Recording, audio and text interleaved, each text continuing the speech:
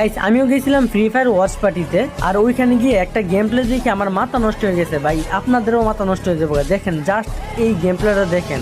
দেখেন এই ম্যাচের লাস্ট জনের 4টা টিম বেঁচে আছে, আর প্রত্যেকটা টিমেরই 3জন 4জন করে বেঁচে আছে। জাস্ট টিম 2xd মাত্র 2টা প্লেয়ার বেঁচে আছে, আর ওরা কিন্তু প্রায় 15টা কিল করে ফেলছে বাইরে ভাই। আর ওরা এই ম্যাচটার মধ্যে কি করে আপনারা জাস্ট দেখেন, আমি কিছু বলবো না।